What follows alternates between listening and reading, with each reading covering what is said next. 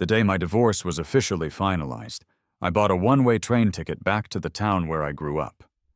In my pocket, I had my phone, my wallet with my ID, and a debit card holding a balance that was barely enough to be considered a starting point. That was the sum total of what I had to show for the last several years of my life. The housekeeper from our old home called me just before I left, her voice hesitant, telling me that I still had a few boxes of things left in the study. I told her to just toss them, that I didn't want any of it, that it was all just dead weight from a life that was no longer mine. Before hanging up, she added, almost as an afterthought, that my daughter was crying and asking for her daddy. I felt a familiar, dull ache in my chest, but my voice was steady when I replied, "She'll have a new daddy soon enough. The one she's been so obsessed with this whole time." My daughter, she was the spitting image of her mother. They even fell in love with the same man. There was a time when that fact felt like a knife twisting in my gut, a constant, painful reminder of my own inadequacy. I used to lie awake at night wondering why that man couldn't have been me, what I was lacking that made me so easy to look past. Now I just felt a profound sense of resignation. If she doesn't love me, she doesn't. It is what it is. Just as the train began to lurch forward, I held the phone to my ear for one last thing. "Tell her not to worry," I said, my voice flat. "I'll never bother her again for the rest of my life." With that, I ended the call, powered down the phone, and methodically removed the SIM card, snapping it in two before tossing it in the trash can by my seat. From that moment forward, the sprawling city and everyone in it had absolutely nothing to do with me anymore. Seated next to me in the worn train car was a small boy, perhaps around my own daughter's age, who watched my every move with wide, cautious eyes. I used to adore children, their unfiltered joy and boundless curiosity, but the past few years had scoured that affection from me. Now I found I didn't love much of anything at all. The little boy remained remarkably quiet and well-behaved for the entire journey, a stark contrast to his father, who spent the whole time glued to his phone, his voice a rising tide of angry shouts and curses that filled our small space. I put on my headphones, turning the volume up high enough to drown him out, and closed my eyes, hoping for some small measure of peace. I don't know how much time had passed, but I was roused from a light doze by a gentle tug on my sleeve. I opened my eyes to see the little boy looking at me, his lower lip caught between his teeth in a gesture of deep anxiety. "Mister," he whispered, his voice trembling slightly. "My dad's gone. Can you help me find him?" I glanced over and saw that the aisle seat in our row of 3 was now conspicuously empty. Unsure of what had transpired, my first instinct was to find a conductor and the train's security personnel. A brief investigation revealed the grim truth. The boy's father had disembarked at a previous stop. Witnesses said he kept looking back nervously before he left, as if he were afraid his own son might try to follow him. To put it plainly, the child had been abandoned. The news spread through the train car like a virus, and soon a low hum of chatter erupted. Passengers began to gossip with a thoughtless lack of restraint, speaking loudly right in front of the boy about how heartless his father was, how pitiful the poor child was. Through it all, the boy just sat there in his seat, perfectly still, his small hands folded in his lap. He didn't cry or throw a tantrum. He just stared straight ahead with an unnerving stillness. After a moment of contemplation, I pulled out my ID and showed it to the transit officer, giving him my home address and contact information.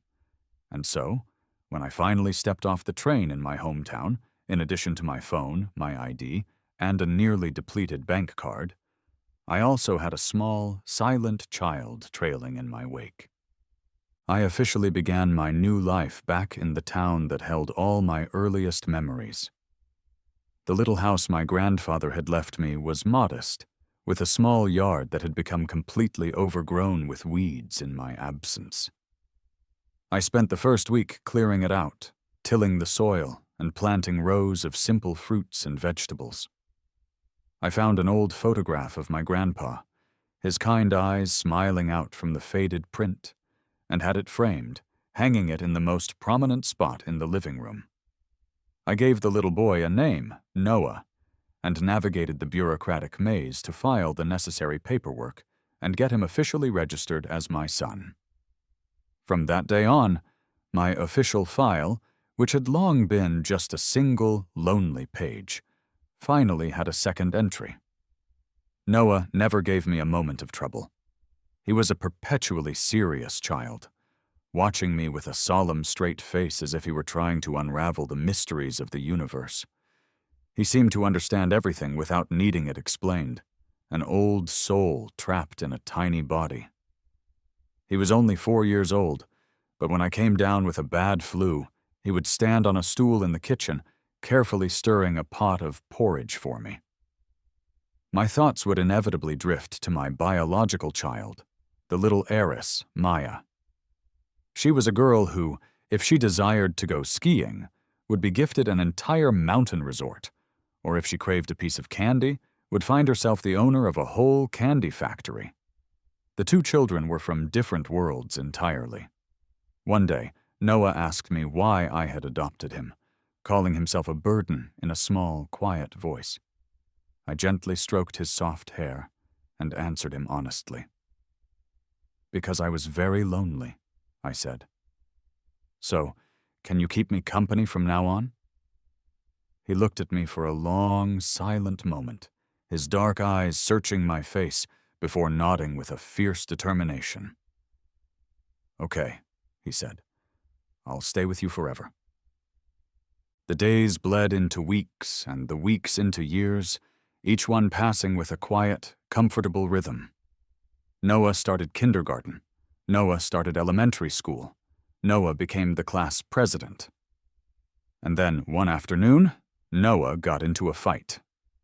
I was genuinely surprised when I received the call from his teacher. Noah was a good, obedient child, exceptionally mature for his age. He wasn't the type to get into a physical altercation.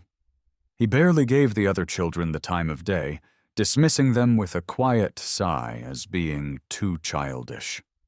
I rushed to the school, my heart pounding with a mixture of confusion and concern. His teacher met me at the main gate, a helpless expression on her face. It turned out the child Noah had fought with was a new transfer student who had just started that very day.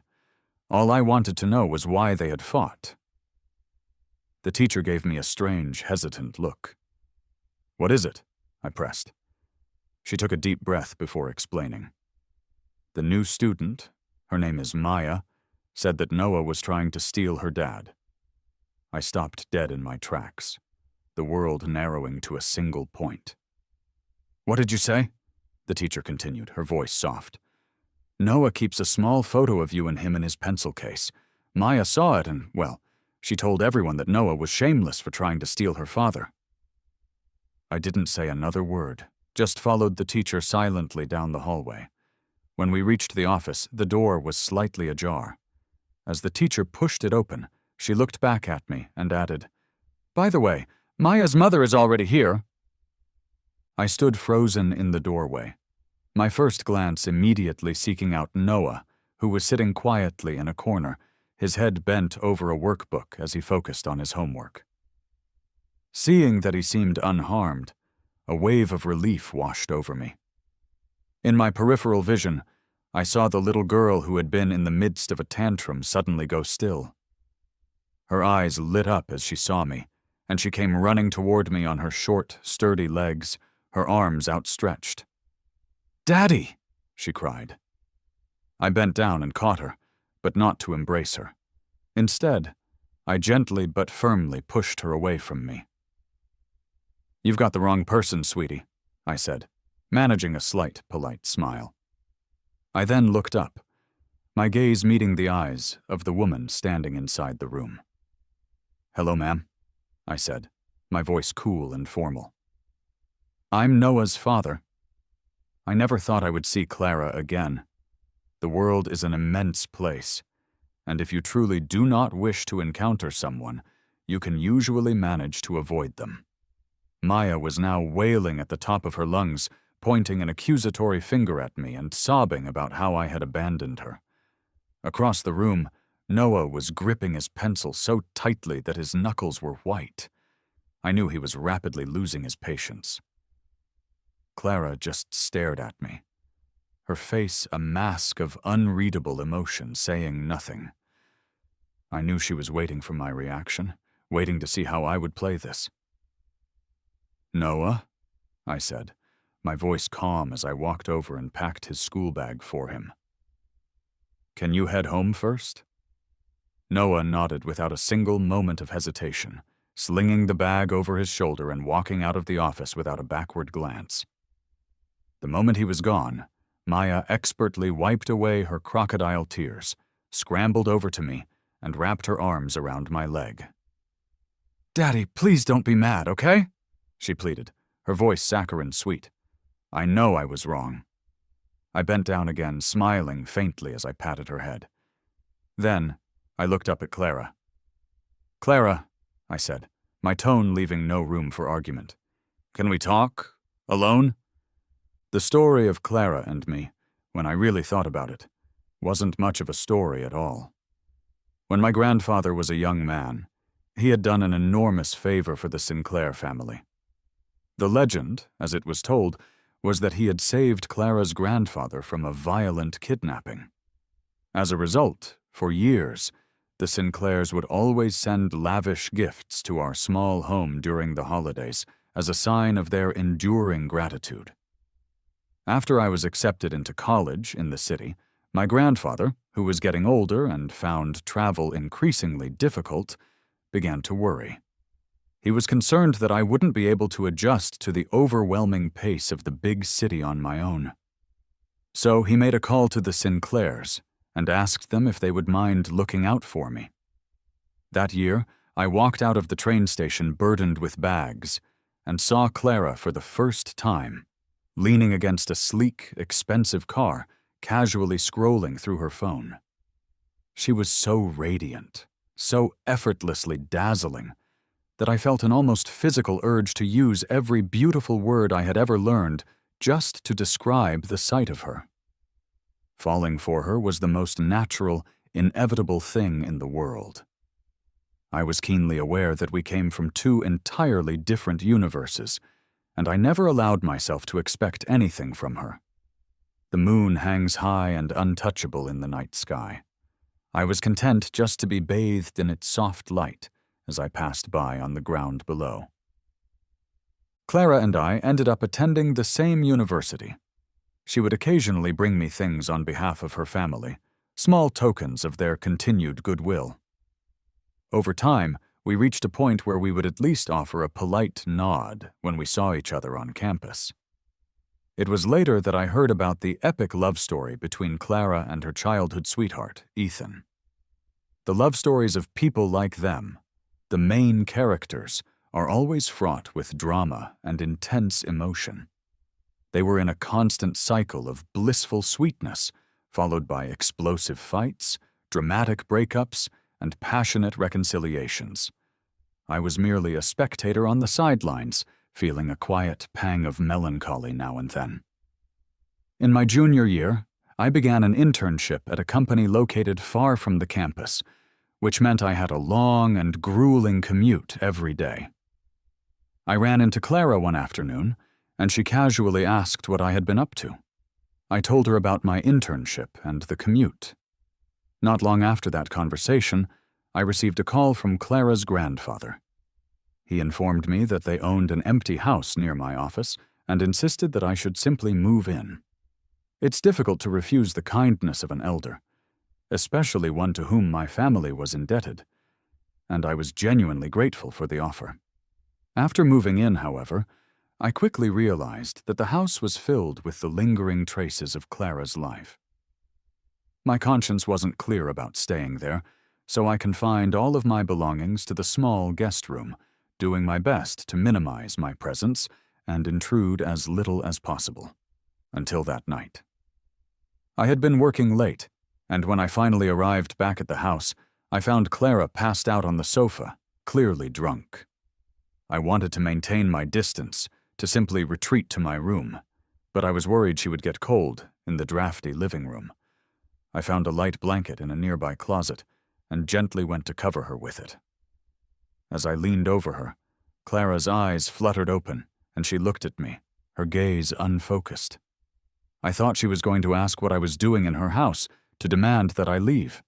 But instead, she reached up, pulled me down, and in the ensuing haze, we crossed a line that could never be uncrossed. To be perfectly honest, I don't remember much about the chaotic details of that night anymore. The mind has a way of protecting itself from trauma. When something is too painful to bear, you begin to forget. In my entire life, I have only ever been with one person, one single time. And throughout that night, she was calling out someone else's name. Come to think of it, Clara has only ever said my name once. It was the day we first met at the train station entrance. She had looked me up and down with a cool, appraising glance. "Leo?" she had asked. "That's me," I had replied. That first meeting, it's a profound shame that things could never stay that simple. The campus was quiet, emptied of students after the last bell. Clara and I stood at the end of a long hallway, a vibrant patch of green from the school's courtyard visible behind us. "You wanted to talk to me alone?" Clara asked, her arms crossed over her chest. "Whatever you want to say, just say it." Since she had opened the door, I didn't hesitate. "What have you been telling Maya these past few years?" A flicker of something, annoyance, guilt, crossed her face. "What?" she asked. "We've been divorced for 4 years, Clara. For 4 long years, I've kept my promise to you. I stayed away completely. I sent the child support payments to your account on time every single month. Children have short memories. Besides, Maya never really liked me as her father to begin with. If someone wasn't constantly reminding her of my existence, there's no way she would still remember me, let alone have any sort of manufactured feelings for me." Clara turned her head away, staring out the window. "I didn't tell her anything," she said, her voice low. "It was my grandfather who kept reminding her." I pressed on. "Then why transfer her to a school here, in this town?" She paused for a long moment before answering. "She kept begging to come find you. I couldn't stop her." Of course. Maya was the apple of everyone's eye in the Sinclair family. Whatever she wanted, she got. Even Clara, her own mother, had no principles when it came to her daughter. I lowered my eyes, thinking quietly for a moment. After a while, I looked up and offered a small, weary smile. "It doesn't matter," I said. "Once her expectations are inevitably crushed, she'll want to go back on her own. I've never been a particularly likable person. Once Maya spends enough time with me, she'll realize her memory has been romanticizing a version of me that never existed. In reality, I'm still that same unlikable, annoying person who only serves to drag down her social standing, her biological father." After moving back to my hometown, I opened a small, unassuming restaurant to make a living. I couldn't handle a large volume of customers by myself, so I intentionally limited the number of patrons each night. Slowly, through word of mouth, it started to gain a local reputation and was eventually hyped up by tourists and bloggers into a trendy, must-visit spot. The 18-year-old version of me, Leo, wanted to be a 6-figure elite, so he majored in computer science because it seemed like the easiest path to making a lot of money. The 28-year-old version of me just wants to run this little shop, less than 1,000 square feet in total, and live out the rest of his life in peace. Ever since Maya transferred schools, her family's driver would bring her to my restaurant every day after she was dismissed. She's a smart kid. She only showed her bratty, entitled side on that first day we were reunited. After that, she was on her best behavior. Clara rarely showed up herself. Most of the time, the person accompanying Maya was the silent, stone-faced driver. I don't know what the Sinclairs are thinking. If they value Maya so much, how can they be comfortable leaving her, a little girl, alone in this remote, small town? I didn't kick her out. Despite everything, she is the only blood relative I have left in this world. I once stayed awake for 3 days and nights straight to care for her when she had a dangerously high fever. I once cut up my hands badly while trying to carve a wooden toy she had seen in a magazine and desperately wanted. I have to admit, people are selfish by nature. When I did those things for her, I genuinely didn't expect anything in return. But when all I received back was her disdain, her resentment, and her thinly veiled disgust, I was, to some extent, deeply hurt. When she was very little, she was incredibly clingy with me. She had to have me sleeping in a chair next to her crib, had to have me carry her everywhere we went. I relied on her innocent dependence on me to get through the countless slights and subtle injustices I endured living with the Sinclairs. But as she started developing her own consciousness, as she learned to walk and learned to say no, she slowly began to dislike me. It was because I would stop her from eating too much candy before dinner, and I would be strict with her when she acted out in public. Children, you know, they don't distinguish between right and wrong. All she knew was that I was the one who often restricted her freedom. So naturally, she didn't want to be close to me anymore. This continued until the day Clara took her out to play. When they came home that evening, Maya stood in the middle of the living room, her hands on her hips, and announced defiantly, "I don't want you to be my daddy anymore. I want Uncle Ethan to be my daddy. You're not worthy of being my dad. Get out! This is my house." Noah once asked me in private if it was okay for him not to be friends with Maya. He said he didn't like her. "Of course," I told him. I didn't really care one way or the other, but I was a little curious. "Why don't you like her?" Noah was a remarkably mature kid. He rarely expressed a clear dislike for anyone. Most of the time, he was just quietly indifferent. "She hurt you," Noah said, his tone flat and serious. "You're sad every time you see her." I froze, surprised by his perception. "She knows you're sad," he continued, "but she keeps showing up in front of you anyway." As he spoke, Noah lowered his head, looking a little dejected himself. "Can I beat her up?" he asked. "I can't beat up that adult yet, but I can beat Maya." He thought for a moment. "Dad, can you sign me up for martial arts classes? I'll get really strong. Dad, I'll protect you." I agreed to sign Noah up for martial arts. He trained with an incredible, focused intensity. His instructor once told me, "Your Noah can handle more physical strain than a lot of the older kids in the class." I remembered Clara once pointing her finger at my face and sneering, "A man like you who could ever love you? You were wrong, Clara. Grandpa loved me, Noah loves me. And now, finally, I love myself." Clara would show up occasionally, always looking worn out and exhausted from the long drive. She would sit in a quiet corner of my restaurant for a bit, order a couple of simple dishes, and then take Maya home after she finished eating. The neighbors were all buzzing with questions, asking if Clara was trying to win me back. They had no idea she was my ex-wife. I would always just laugh it off. "She's not blind," I'd say. "Why would she be interested in me? She's just here to pick up her kid, not to pursue me." In the past, I would have endlessly tried to guess the motive behind every single one of Clara's actions. But now, I have zero curiosity about her. Whether she comes or goes, I truly don't care. I sometimes find myself wondering when Maya will finally get tired of this boring, one-sided game of trying to win her father's affection. She's been in this small town, a place with no aquarium, no amusement park, no big fancy malls, for nearly 3 months.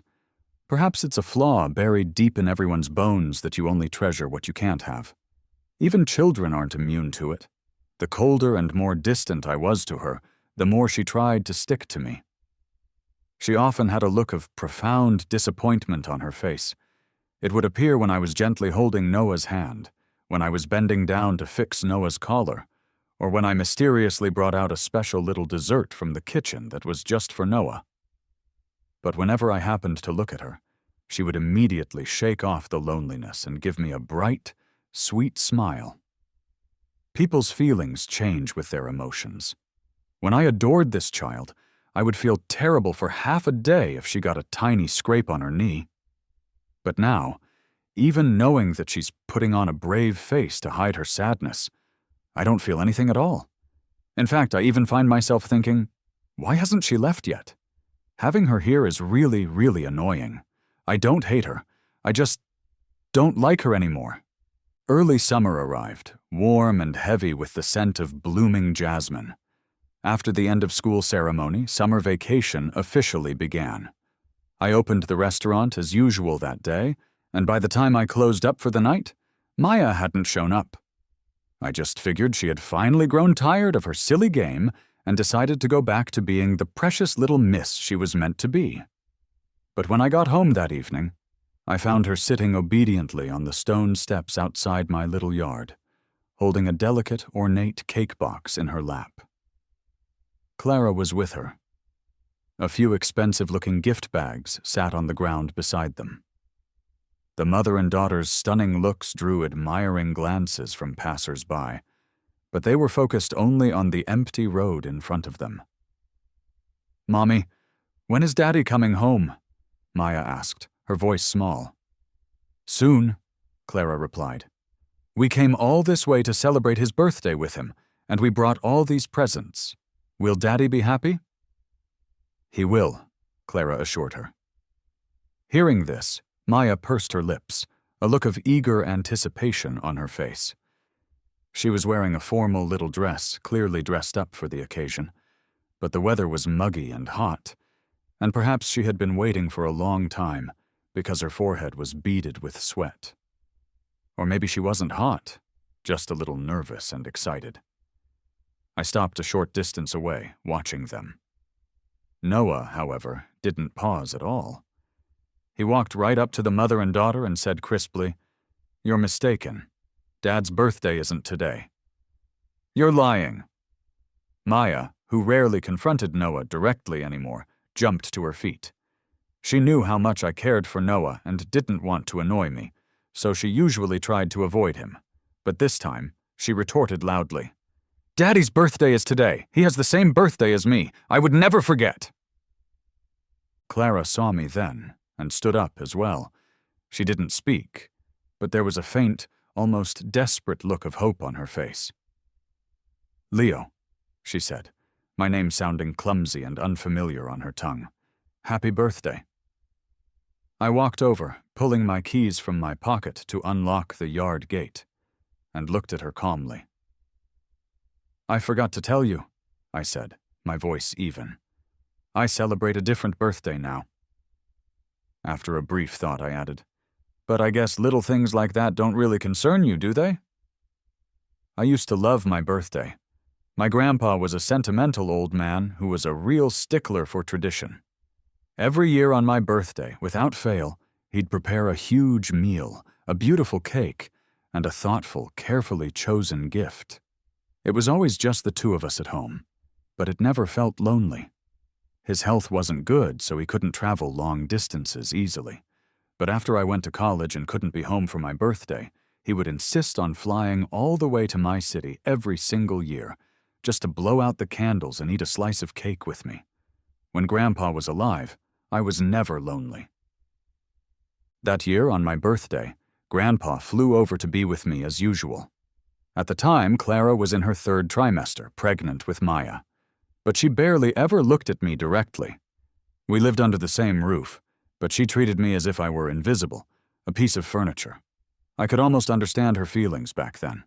That night between us had been a mistake from the very start. I had even thought that since Clara was drunk, I could just slip away after it was over, before she fully came to. If I didn't say anything, no one in the world would ever know what had happened between us.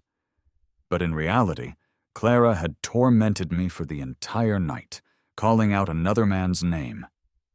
Before I could recover enough to leave, the front door was opened by Clara's grandfather, who had decided to pay a surprise visit. And so, things began to spin completely out of control, and there was no turning back. Clara's grandfather wasn't interested in the messy love lives of young people. He didn't care if Clara was in love with someone else, if the Sinclairs were happy with me as a son-in-law, or if I even wanted to marry Clara in the first place. All he cared about was that he couldn't let me down, and more importantly, he couldn't let my grandfather down. "Leo, I've already told your grandfather about you and Clara," he had told me, his tone leaving no room for debate. "His health isn't good, and you don't want him to worry about you, right? I can see that you're not without feelings for Clara. You're a good kid. I know you didn't want to ruin things between Clara and Ethan, but what's done is done. Ethan can't tolerate something like this. It's over for him and Clara. But you and Clara, you still have endless possibilities. Don't you want to give it a try?" I have to admit, for a fleeting moment, I was tempted. But before I could make a choice, Clara discovered she was pregnant. The morning sickness was so severe there was no way to hide it. And just like that, I had no way out. I had no choice but to bite the bullet and endure Clara's resentful stares as I entered into a marriage that was doomed from the very start. Sometimes, I really hate my own tendency to just suck it up and make peace with terrible situations. I had to pretend to be happy and deeply in love in front of the elders, and I had to pretend not to care about her coldness in front of Clara. But the truth was, I wasn't happy. I was miserable. It was painful watching her suffer through the morning sickness, the swelling, the constant cramps. It was painful being looked down on by the rest of the Sinclair family, painful being hated by Clara, and painful being mocked and taunted by Ethan. I endured it all and somehow made it to another birthday. Grandpa was so happy. He not only had a gift for me, but he also had one for his future great-granddaughter. He said he was going to stay for a while this time, that he wouldn't feel at ease until my wife had the baby and had fully recovered. But Grandpa never got to see Maya born. On my birthday, I took him out to a fancy restaurant for dinner. There he saw with his own eyes Ethan and Clara holding hands across a candle-lit table, kissing sweetly.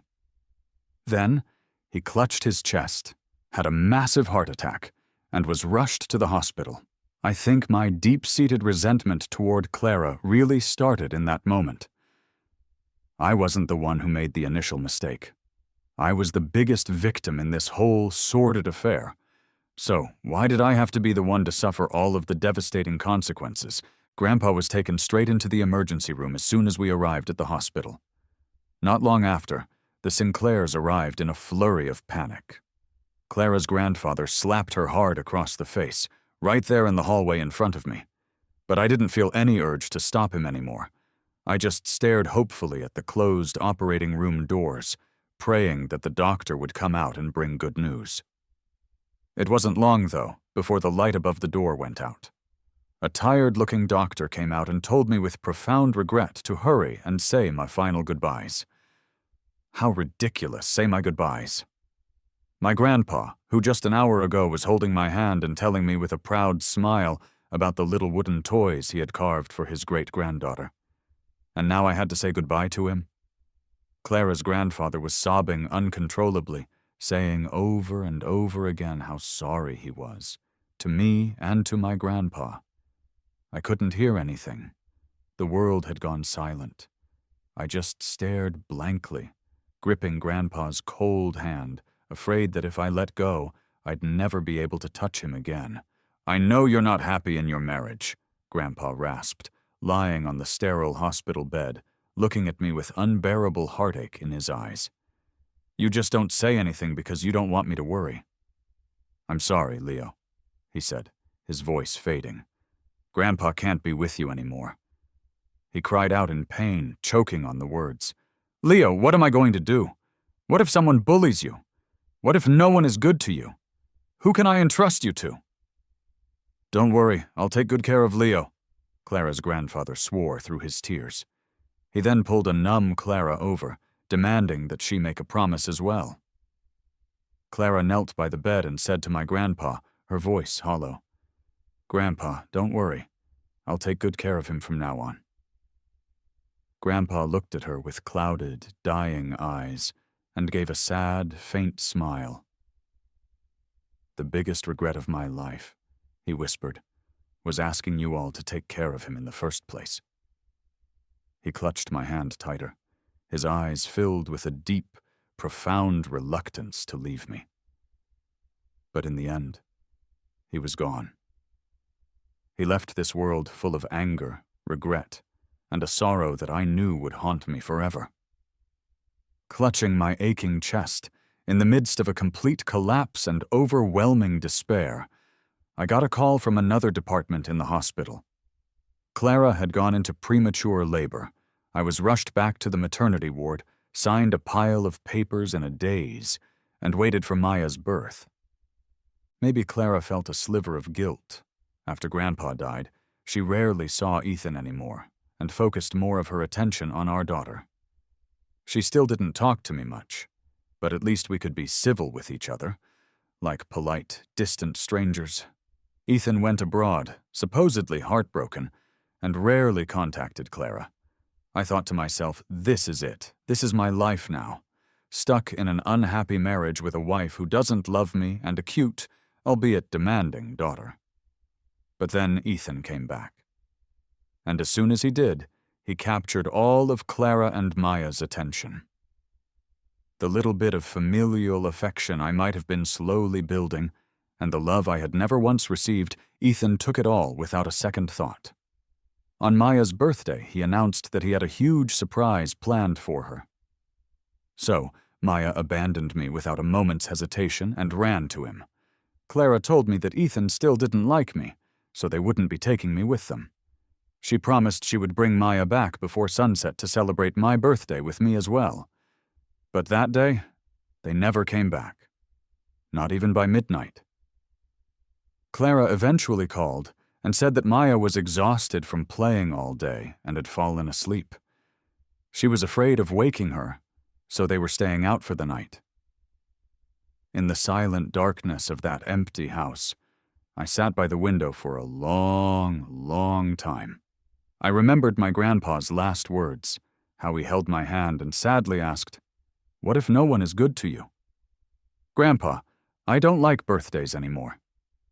Out of some lingering sense of politeness, I let the mother and daughter into the house and poured them each a glass of water.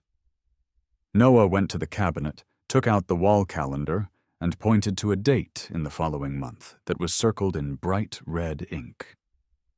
"This is Dad's real birthday," he announced matter-of-factly. Maya looked at me, lost and anxious, her eyes wet with unshed tears. She wanted to speak, but didn't seem to dare. They were so much alike, that mother and daughter.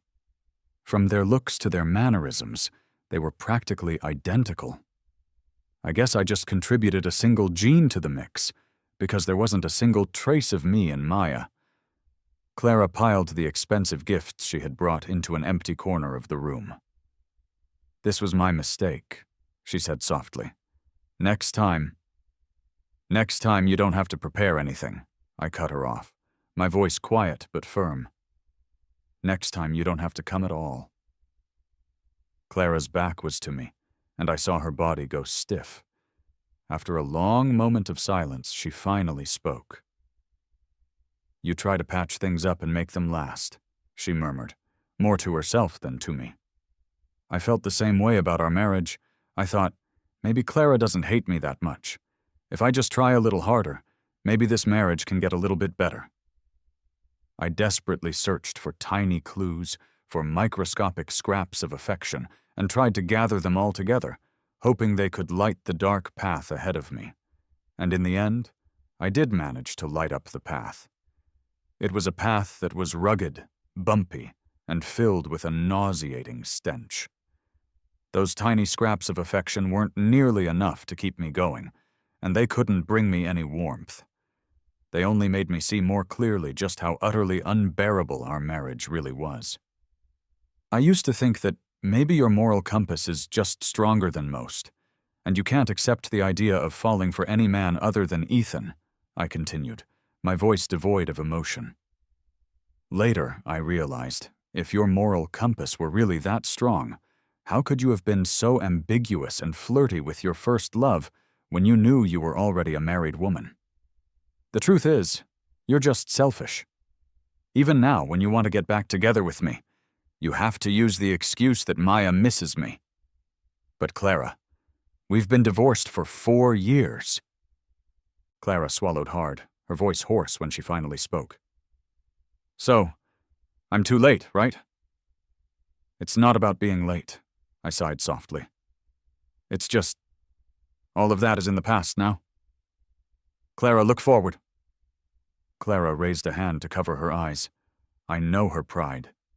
Seeing her like this, so vulnerable and defeated, didn't bring me any satisfaction at all. So I quietly stood up and left her to have her space. Before I could leave the room, she reached out and grabbed the fabric of my pant leg. She held on tight, her knuckles turning white, the veins on the back of her hand popping. She had lost a lot of weight, and there was an aura of defeat around her that she couldn't hide. I could hear her suppressed sobs, see her trembling shoulders. Don't come here again, I said softly. Go back to your own life. Take Maya with you.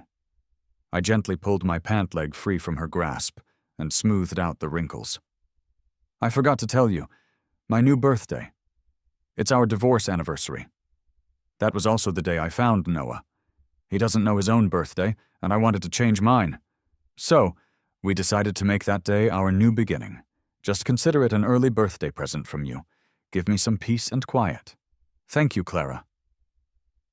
Clara left, and she took Maya with her. She didn't say a single word, but Maya must have guessed what was happening. Before she left, she clung to my leg, refusing to let go. She cried hysterically, her voice sharp and raw with panic. Her face was flushed a deep red, and she was sobbing so hard it looked like she might pass out. "I'm not going! Let go of me! I want my daddy!" she shrieked. She struggled desperately, begging me, "Daddy, please don't leave me, okay? I'll be good, I promise. I won't make you sad anymore. Just don't send me away." She then turned on her mother. "Mommy, you're a liar! You said Daddy would forgive me. You big liar, you big meanie! Go away, Daddy! Daddy!" The car door slammed shut, cutting off her cries. I saw Maya pressed against the window, her face contorted with tears, pounding on the glass and looking at me with pitiful, pleading eyes. Clara yanked her back into the seat, held her down firmly, and ordered the driver in a low, sharp voice, "Go." She didn't look back at me, not even once. Noah stood beside me, looking up at me expectantly. "What is it?" I looked down and asked him gently. "They're not coming back, are they?" he asked. "No, they're not," I confirmed. "Daddy, are you sad?" he asked. His own small face etched with concern. I just smiled and ruffled his hair. "Noah, everything passes. Remember this. No matter how much pain you're in, as long as you keep moving forward and don't look back, you will always get through it." I've already walked a long way forward, but Clara and Maya, they seem to still be standing in the exact same place. It doesn't matter, though. We were never on the same path anyway, so there's no need for me to stop and wait for them. That night, I had a dream. In the dream, I was back a few years ago, right after Maya was born. I was so exhausted from taking care of her around the clock that I had fallen asleep on the sofa without even realizing it. In a daze, I felt Clara, home late from work, gently brush the hair from my forehead and give me a soft, gentle kiss.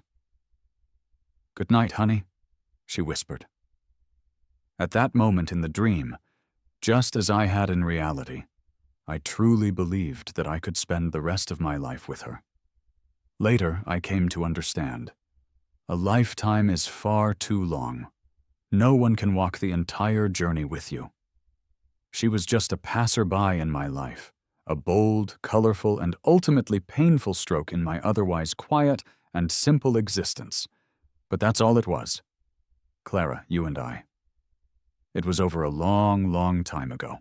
After Clara and Leo divorced, a heavy gloom settled over the Sinclair household for a long time.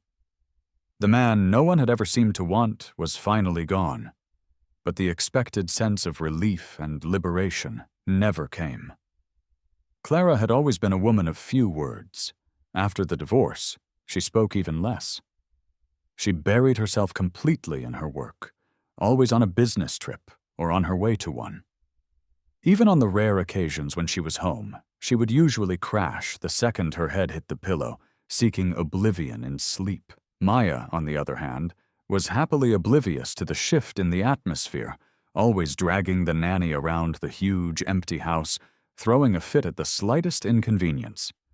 But one day she suddenly stopped in the middle of the hallway and asked, "Where's Daddy?"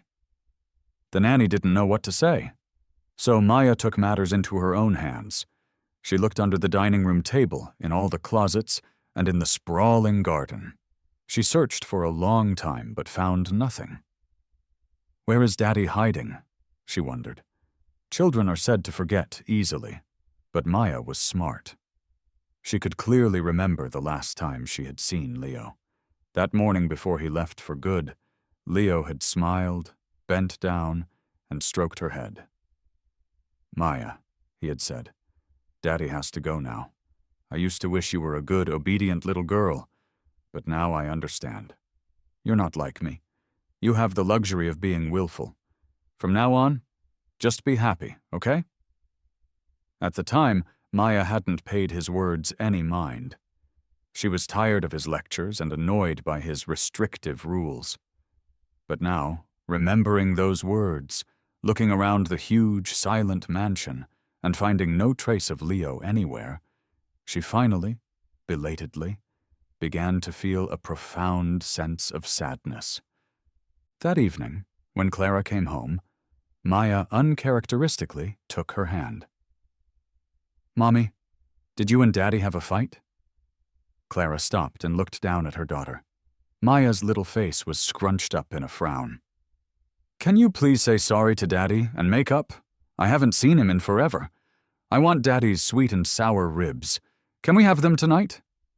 Clara looked at the casual entitlement on Maya's face, her own expression blank at first, then slowly twisting into a cruel, unfamiliar smile. "I didn't have a fight with him," she said, her voice like ice. "We got a divorce. Do you know what a divorce is? It means he doesn't want you anymore. He's never going to see you again. No matter what you want to do, he's not going to care anymore.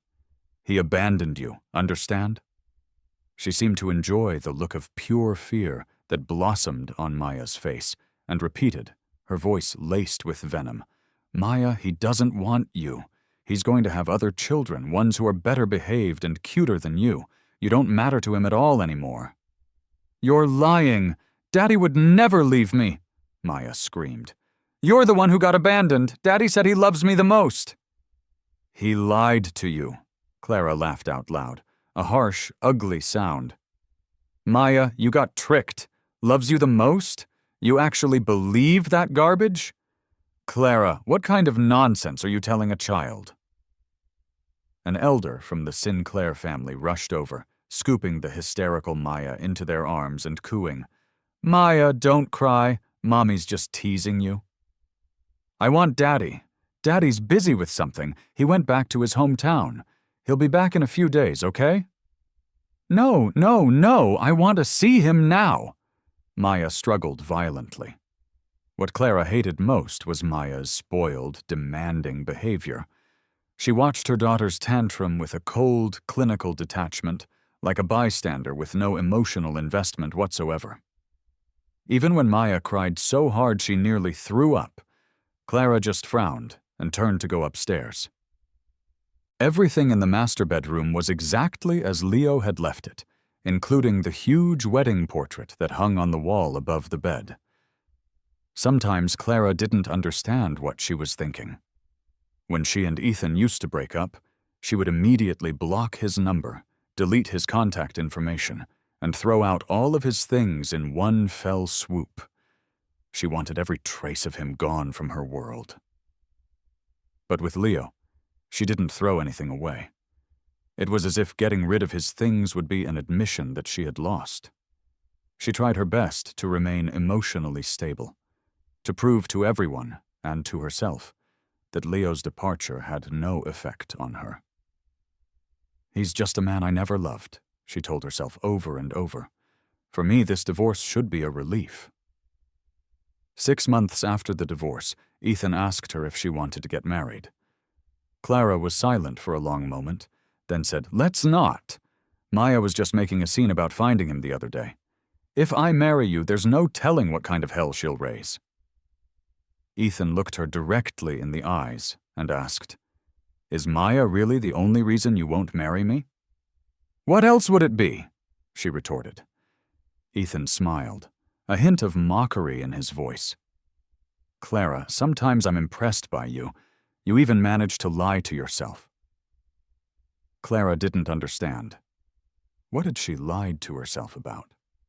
When Maya turned 18, Clara was still single, but Leo got married.